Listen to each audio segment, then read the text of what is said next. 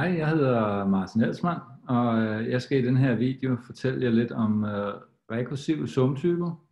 Og vi skal se nogle eksempler på rekursive sumtyper, netop træer, og vi skal se forskellige typer af træer, som man kan definere med de her rekursive sumtyper. Og så skal vi endelig snakke lidt om gennemløb af sådanne træstrukturer, noget som vi skal komme mere ind på senere i en anden video.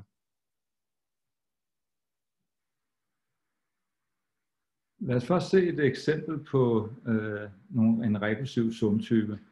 Rekursive sumtyper, det er de her sumtyper, som kan have konstruktører, som tager argumenter, som selv refererer til sumtypen selv. Så et eksempel her har vi skrevet op som sådan et udtrykstræ, et expression tree, type expression. Og i eksemplet, der kan vi se, at vi definerer en type expression med en konstruktor const. Const tager et heltal som argument, og så derudover har vi også to operationer på udtryk. Så vi har en add-konstruktør. Add tager to udtryk, eller rettere sagt et par af udtryk som argument. Og så har vi mul, som også tager et par af udtryk som argument. Og her kan vi se, at den her type expression, den er henvist til rekursivt nede i definitionen af den her sumtype. Så vi ser så at sige en rekursion i definitionen her. For at definere typen expression, så refererer vi til type expression nede i argumenterne til konstruktoren. Og det vil jo sige, at siden det er sådan, at når vi definerer sådan en sumtype her, så får vi nogle konstruktorer til rådighed til at skabe udtryk. Vi får en const-konstruktor. Hvis vi vil skabe en værdi af type expression, så kan vi anvende const på et heltal. Vi kan betragte const-konstruktoren som en funktion. Når vi giver den et heltal, så får vi en værdi af type expression tilbage. Tilsvarende, hvis vi allerede har to expressions, så kan vi anvende vores add-konstruktor på de her to expressions, og så derved få en ny expression. Tilsvarende for den her mul-knude her, så vi kan fra mul-konstruktoren sige, hvis vi allerede har givet to expressions, så kan vi danne en ny expression ved at anvende mul-konstruktoren på et par af de to expressions. Så nu har vi et eksempel hernede, så lad os, inden vi definerer beregninger på den her type expression, så lad os se på et eksempel, hvordan vi kan skrive en værdi op. Så vi kan her skrive let x lig add mul const 3, const 8 og const 8. Så den måde, det her udtryk, det tager sig ud i lageret på, er illustreret herovre på den her figur. Så her har vi en knude, den øverste knude, vores add-konstruktor. Den har lagt sig ud i lageret her, således at den tager sådan et par som argument. Og det vi kan se er, at nummer 2, det er sådan en const 8 konstruktor, som vi ser her. Så den tager sig sådan her ud i lageret, const med et const tag, og så et 8-tal. Så den bærer altså en værdi, netop et heltal 8 her. Det første argument til add, den første argument til konstruktoren add her, det er igen et udtryk, som er en mul konstruktor, skabt i lageret. Den tager to expression træer som argumenter, og de er hver især const-knuder, så vi ser her const på 3 og const på 8 som argument til mul. Det kan vi se hernede, mul, const på 3 og const på 8. Det er de to her, der er defineret.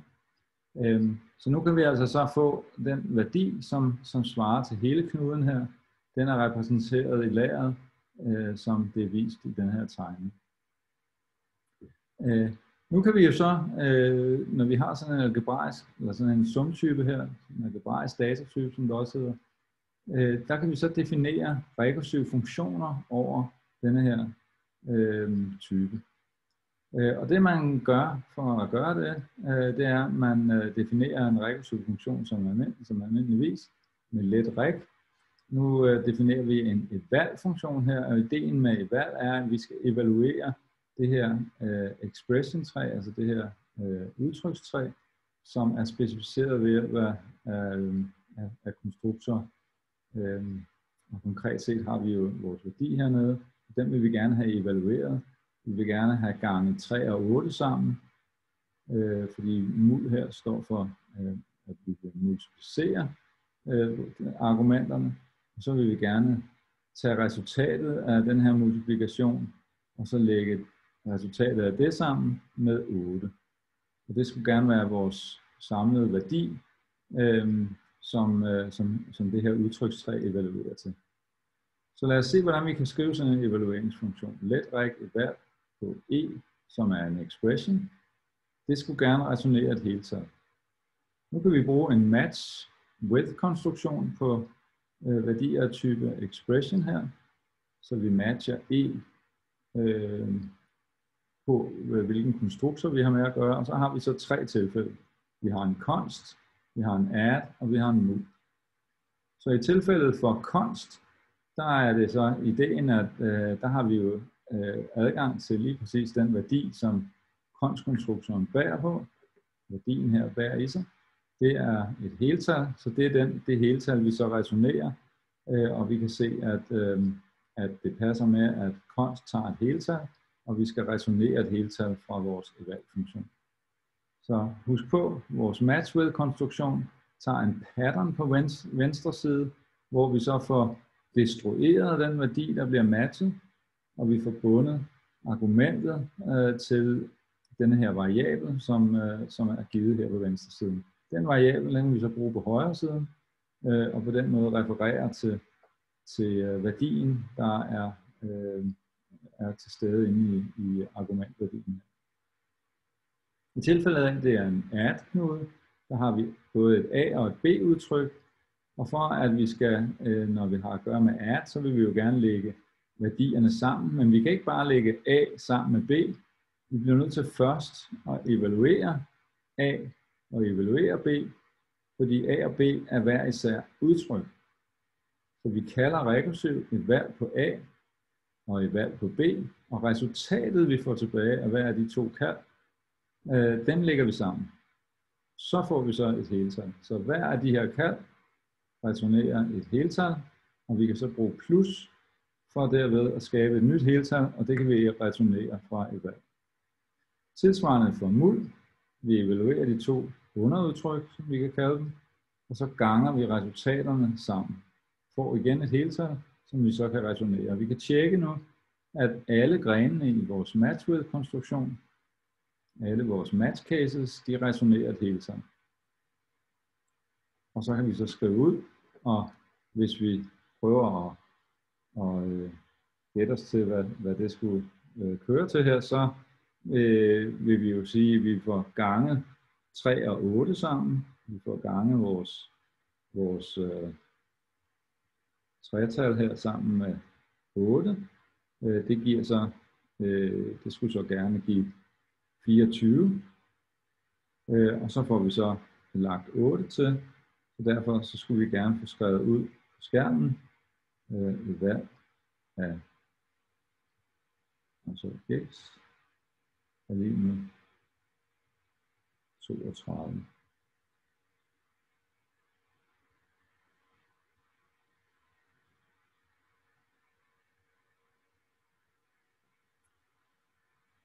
Rekursive sumtyper, de kan også være typegenetiske. Så vi kan for eksempel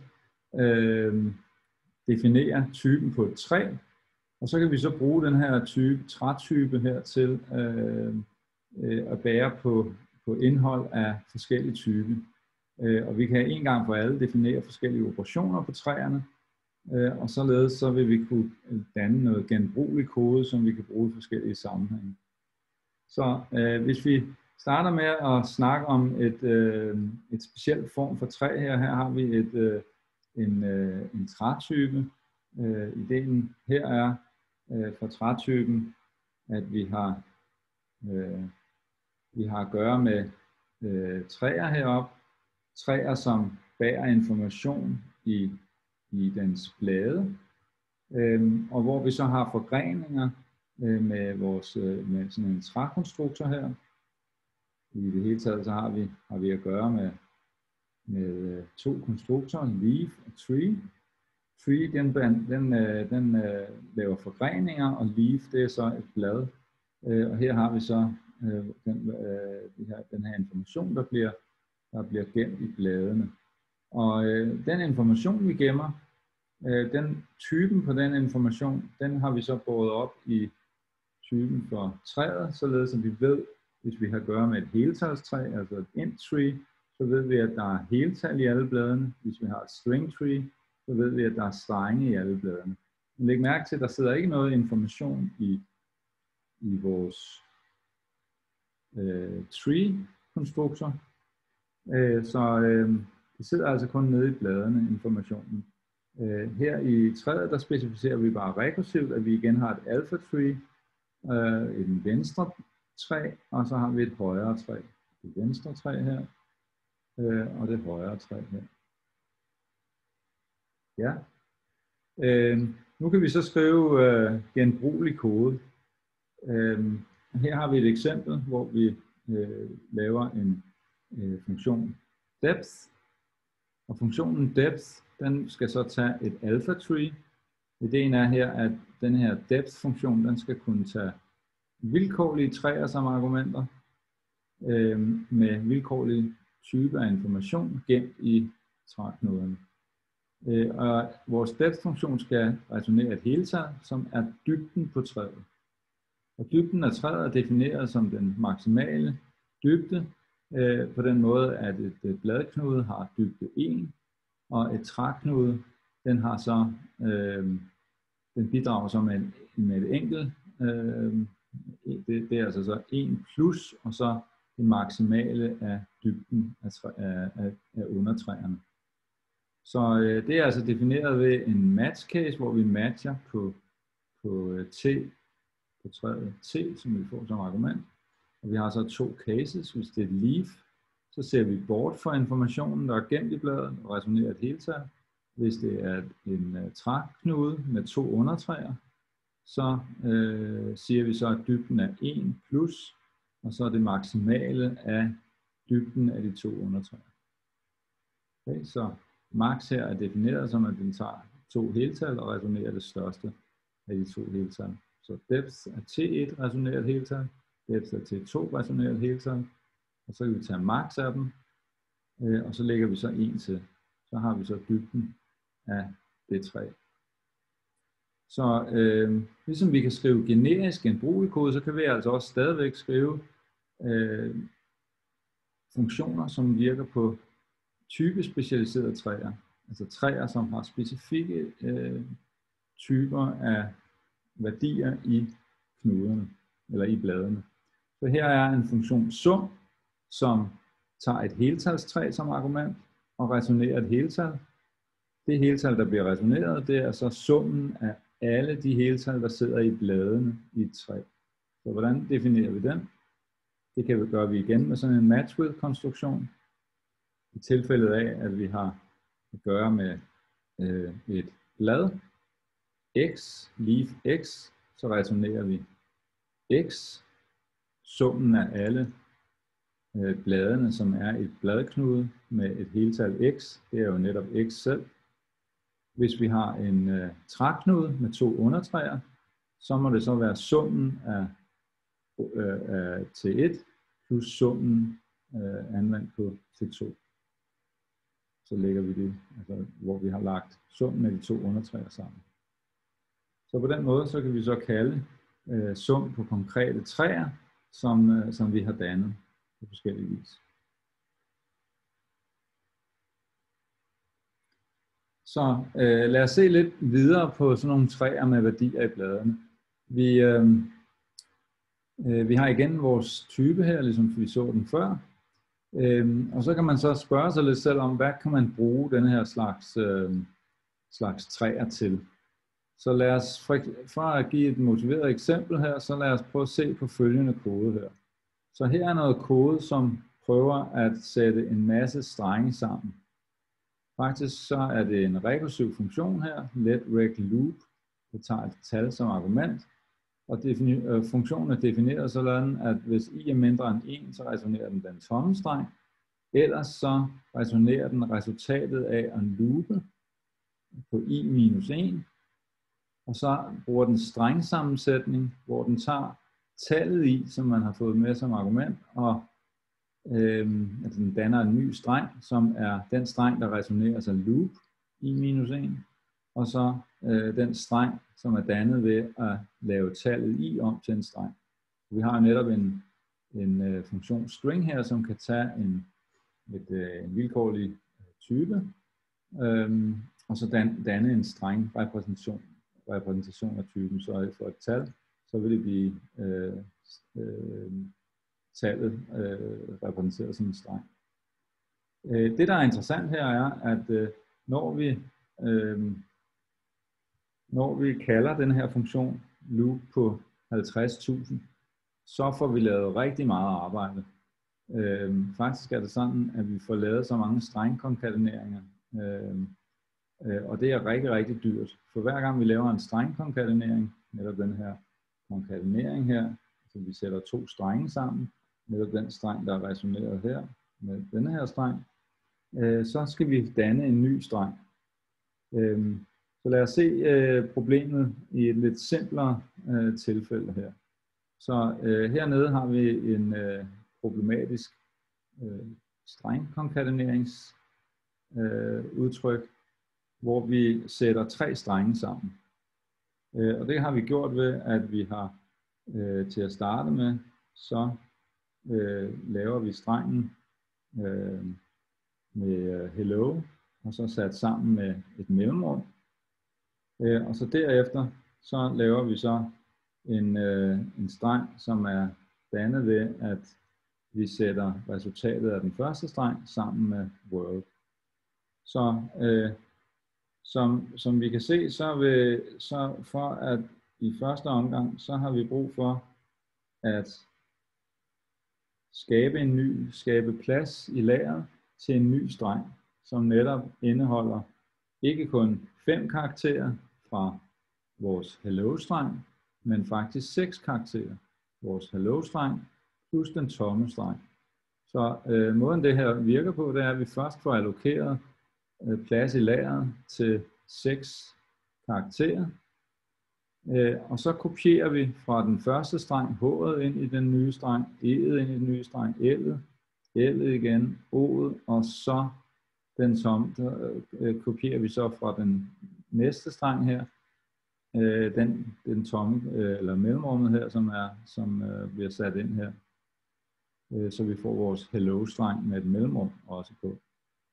Så efter vi har gjort det, så skal vi jo så til at sætte vores world på. Så nu gemmer vi igen plads. Vi finder ud af, hvor meget plads har vi brug for i lageret. Vi har så brug for 6 plus 5, altså længden på strengen heroppe, og længden på vores streng world.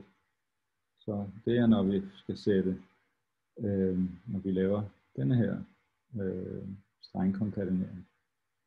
Så det vil sige, at vi starter med at kopiere værdierne hello og mellemrum ind i vores streng, og derefter kopierer vi world ind i strengen.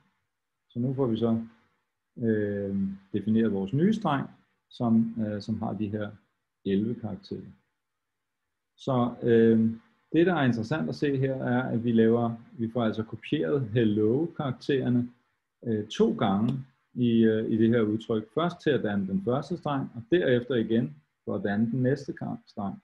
Og det er klart, at når de her udtryk de bliver større og større, og vi hver gang vi har en strengkonkateneringsoperation, hver gang får vi så kopieret alle de her karakterer det vil være relativt ineffektivt og vil være kvadratisk på, på størrelsen af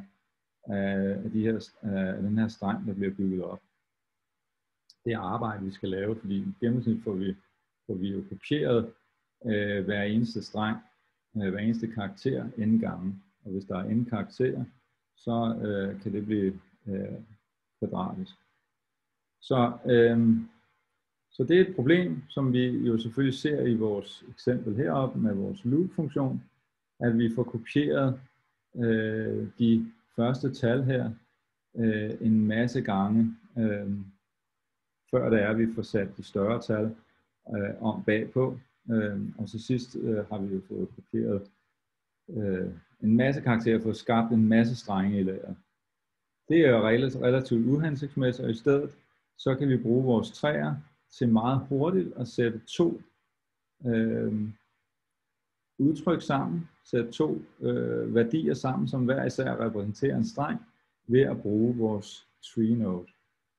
Så den tager to træer som argumenter, og vi kan meget hurtigt danne et nyt træ, blot ved at sætte to undertræer sammen, uden at kopiere noget. Så lad os se på, hvordan det skulle virke. Vi laver her lidt hjælpefunktioner. Vi har en funktion, der sætter, i stedet for plus, så definerer vi en plus, der tager x, y, og den kalder vi tree på x og y. Så har vi en infix operator, som vi ligesom plus kan bruge til at sætte to træer sammen. Så har vi en funktion s, som vi definerer som meget let at kunne. Vi kan skrive s af en streng, og så får vi dannet et blad med den her streng i. Så det er i og for sig bare en kort måde at skrive leaf på, vores capital S her. Så nu laver vi igen, som et nyt eksempel, i stedet for vores loop-funktion, så har vi en CS loop, concatenable string loop. Vi tager et heltallet med som argument her og genererer et string tree. Hvis i er mindre end 1, så returnerer vi den tomme streng, men vi har sat sådan en streng, eller s her på, som er ligesom en leaf-knude. Ellers så kalder vi CS loop på i-1, og så bruger vi vores string tree concatenator her til at sætte de her to concatenable strings sammen.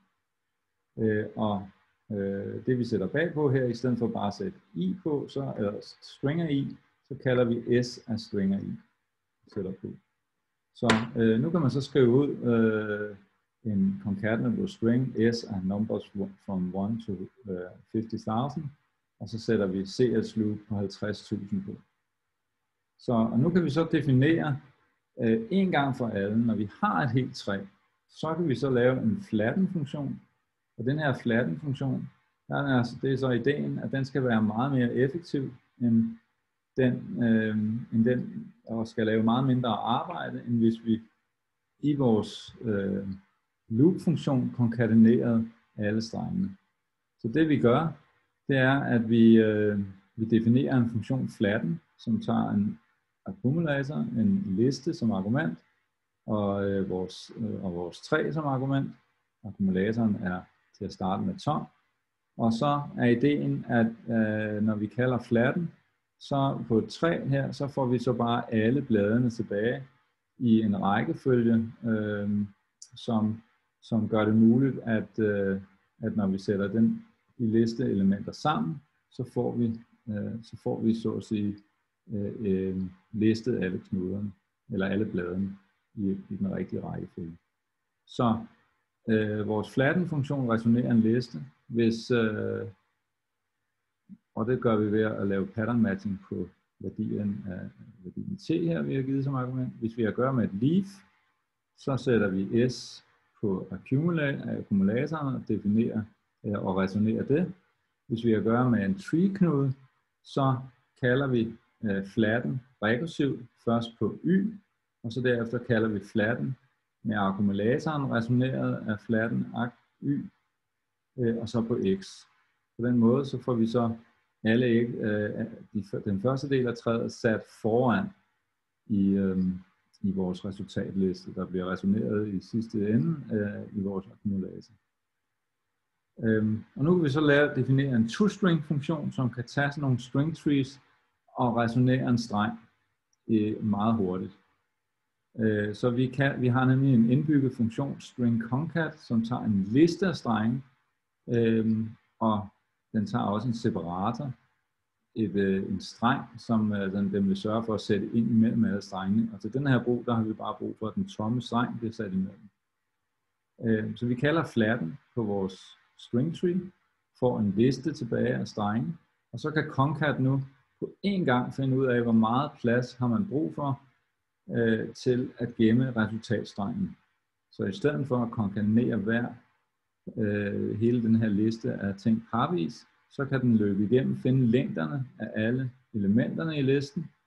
Når den har længderne, kan den lægge dem alle sammen, alle længderne sammen, så kan den allokere lager til resultatstrengen, og derefter så kan den tage hver element i listen og kopiere ind på det rette sted i det her allokerede lager. Og til sidst har vi så effektivt fået en ny streng i lageret, og vi har kun skulle bruge en allokering. Så det er langt mere effektivt, end hvis vi har kopieret alle strengene fra starten af. Det giver os en 50.000 gange speed-up for det eksempel, som vi ser her. Ja, vi kan også bruge det til helt andre ting. Eller rettere sagt, vores strengkonkatenator kan vi bruge til for eksempel sådan noget som HTML-generering. Så HTML, det er jo det her sprog, som et domænespecifikt sprog til at definere, hvordan hjemmesider de skal tage sig ud i webbrowser. Så HTML, det består af nogle tags og nogle strenge sat sammen på forskellige måder. Tagsene, de gør, at vi kan for eksempel lave overskrifter, og vi kan lave lister af enumerations og den slags ting. Vi kan have noget tekst i bold og så videre. Vi kan definere paragrafer og tabeller og den slags ting, som gør, at vi har noget struktureret tekst, som vi kan vise til slutbrugere. Så hvis nu vi tænker, at vi vil gerne bygge nogle store HTML-dokumenter, der vil vi gerne undgå at bruge strengkonkatenering. Vi vil i stedet gerne bruge de her mere effektive catenable strings. Så kan vi definere et lille modul i HTML med en type HTML og en S-funktion her, som tager en streng og returnerer noget HTML. Vi har en tag-funktion, som tager en streng, som er navnet på det tag. Det kunne være B for bold. Det tager så noget HTML, som skal wrappes, hvor der skal sættes sådan et B-start-tag og et B-slut-tag rundt om. Og det giver så noget ny HTML-kode. Og så har vi noget, der kan sætte to HTML-dokumenter sammen, danne noget nyt HTML. Og endelig kan vi tage på en gang og definere og effektivt få en streng-repræsentation af vores HTML-kode. Og den streng kan vi så bruge til at skrive ned en fil eller sende. Hvis vi er ved at skrive en webserver, så kan vi sende den et helt side til en webbrowser. Lad os se, hvordan det implementeres.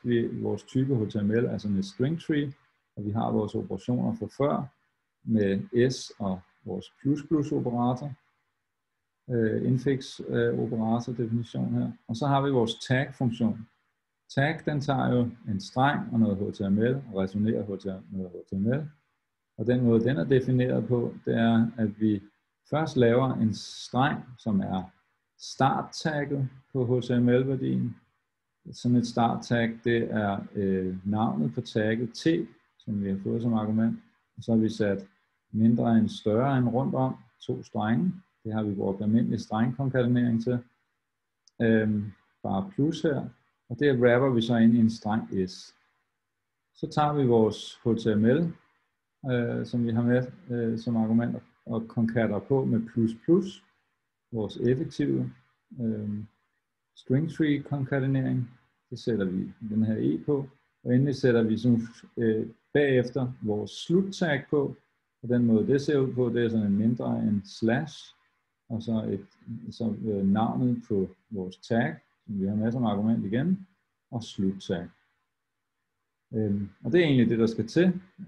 Vi har fra før vores flatten-funktion, og vi kan nu definere toString, som tager noget HTML og returnerer en streng, ligesom før string, concat, flatten og så videre. Så lad os se et eksempel på, hvordan det kan se ud i praksis. Så vi åbner en Emacs her, og så prøver vi at se, hvordan vi kan gøre. Til at starte med, så har vi jo brug for at oversætte vores HTML-kode, som vi havde i filen her. Ja. Command not found. Skal vi se her. F#C skal den nok hedde, så vi får oversat her. Nu når vi har oversat, så kan vi kalde F#I, og vi kan bruge vores HTML DLL, og så kan vi skal vi skrive en readline her, så der er sker på meget galt. Nu har vi vores fortolker åben her, og vi kan nu åbne vores HTML-modul, som vi har fået defineret, og nu kan vi for eksempel se på vores tag-funktion.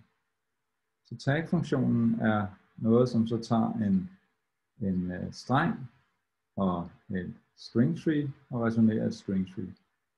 Så lad os se, hvordan vi kan for eksempel skrive tag bold af hello, og så kan vi sætte world bagpå.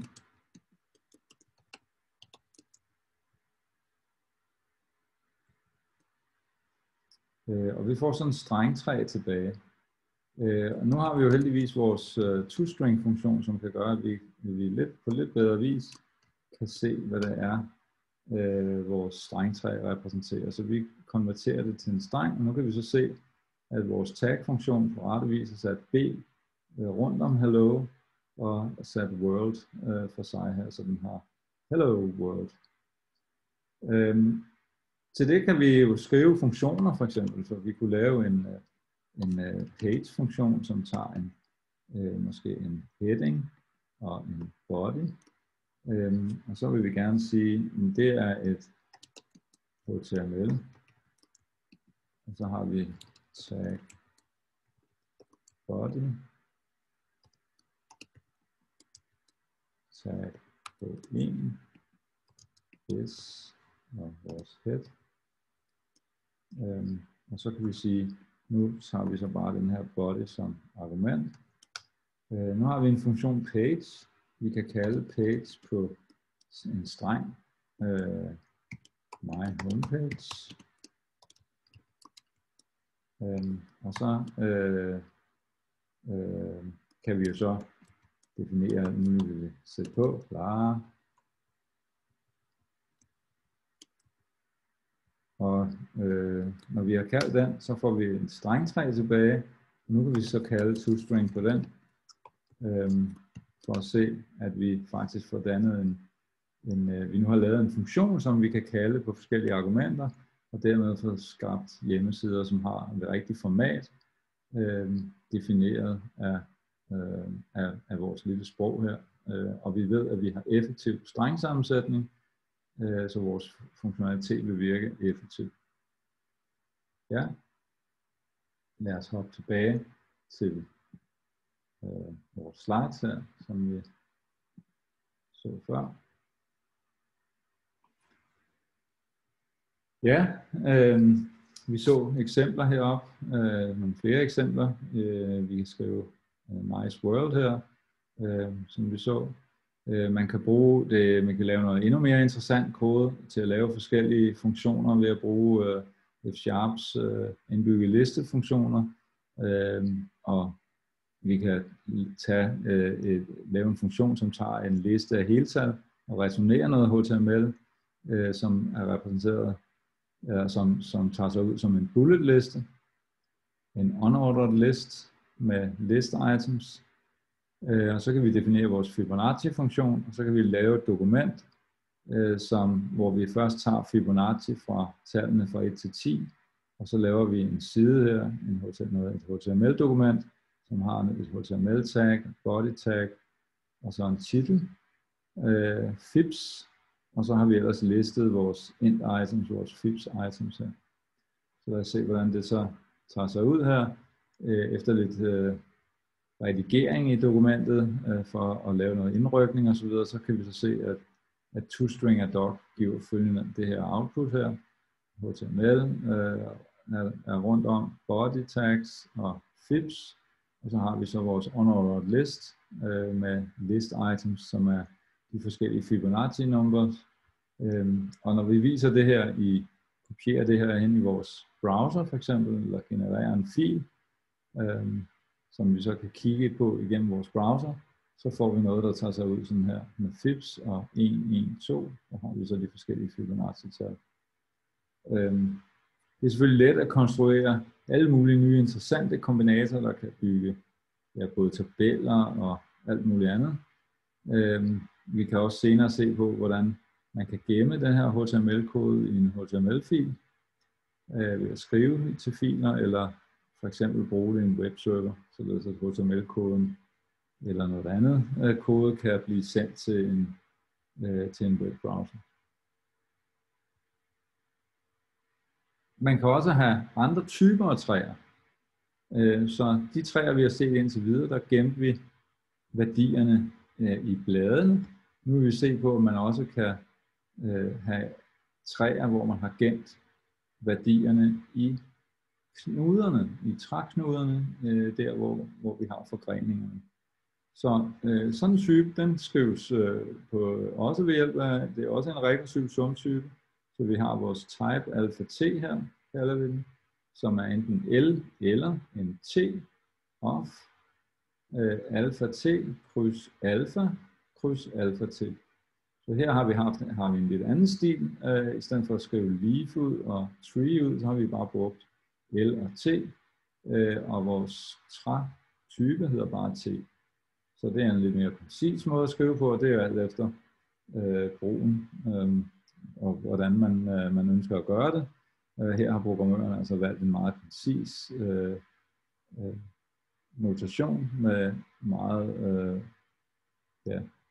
med ikke lange navne.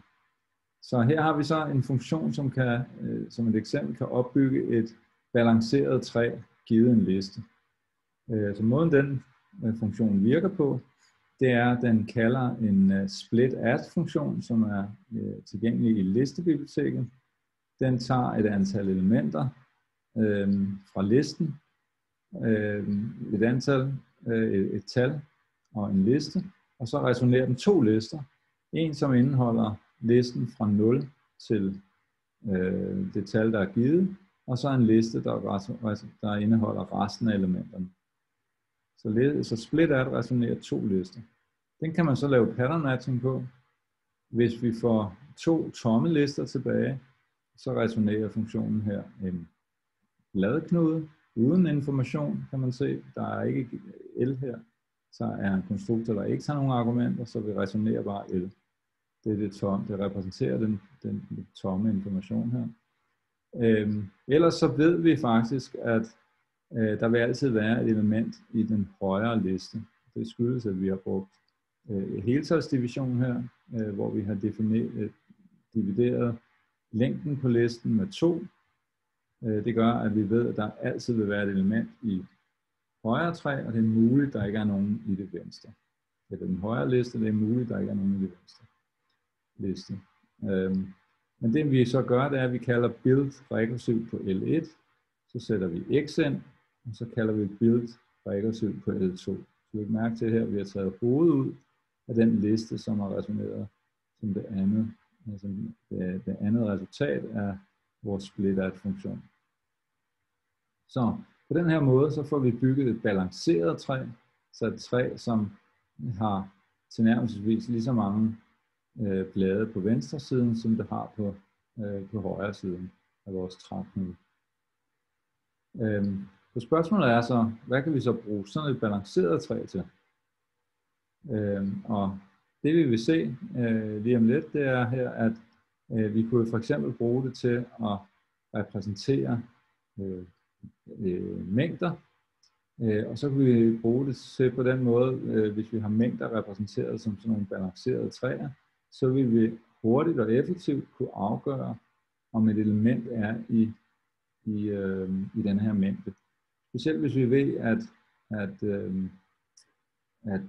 den liste, vi får givet som argument her, er sorteret, så vil vi vide, at den mængde det træ, vi får bygget op, har nogle egenskaber netop, at hvis vi har en træknude, så vil det være sådan, at hvis vi kigger efter en speciel værdi, så ved vi, at hvis det er, at den værdi, vi kigger på, er mindre end den ting, der står i træet, så skal vi kigge i venstre del af træet. Hvis den værdi, vi kigger efter, er højere end den, vi ser i træet, så skal vi kigge i højre del.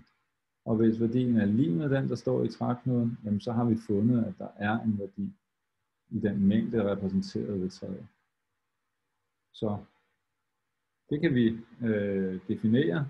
Her har vi en funktion, som kan afgøre, om et element er i sådan et træ. Her har vi et relativt balanceret træ her, hvor vi har sat knuderne ind i, elementerne ind i træet. Og det er jo så gjort på en sådan måde, at vi har fået sat de små tal ind her, og så har vi så, det gælder altså altid, at det højre træ indeholder tal, som er større end det tal, der står i knuden, og det venstre deltræ indeholder tal, som er mindre end det, der står i knuden.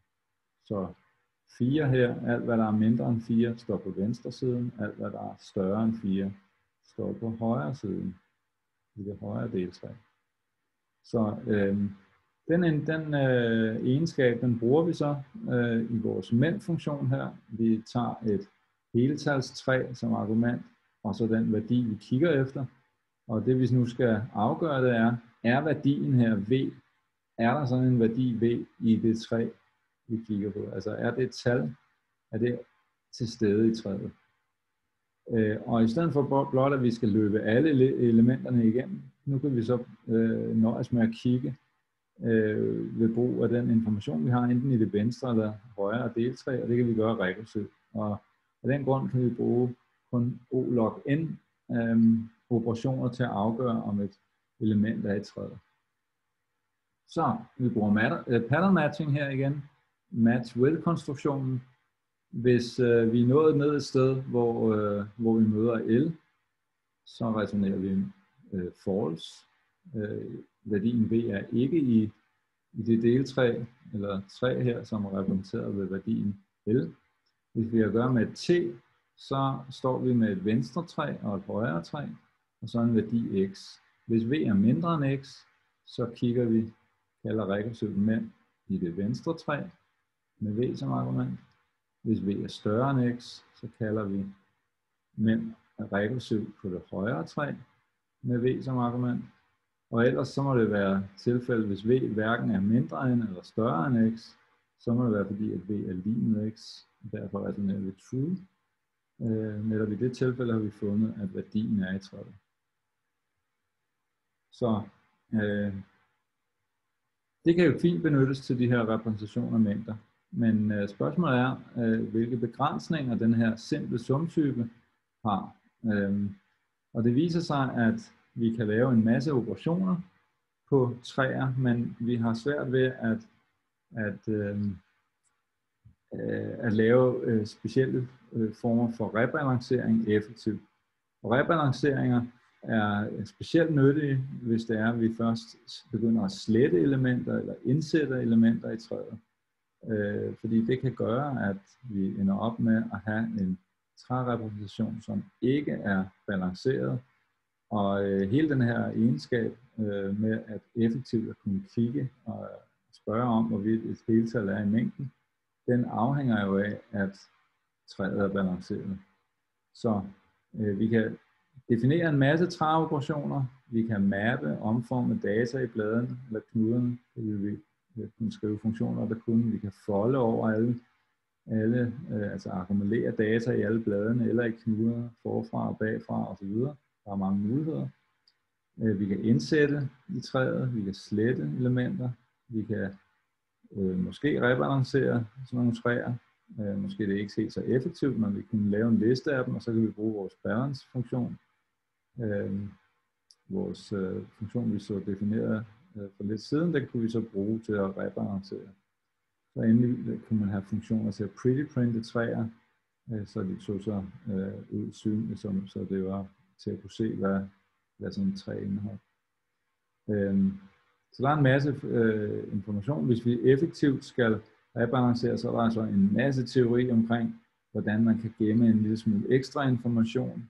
For eksempel dybden af et træ i knuderne. Den information kan man så bruge til, hvorvidt man skal rebalancere deltræet i forhold til resten af træet. Så der er en masse ekstra information, vi kunne gemme i træet, og det kunne gøre vores træoperationer mere effektive. Det var det, vi havde at sige for nu. Vi har snakket om rekursive sumtyper, forskellige typer af træer med information i knuderne og information i bladene. Og så har vi snakket en lille smule om gennemløb og træstrukturer.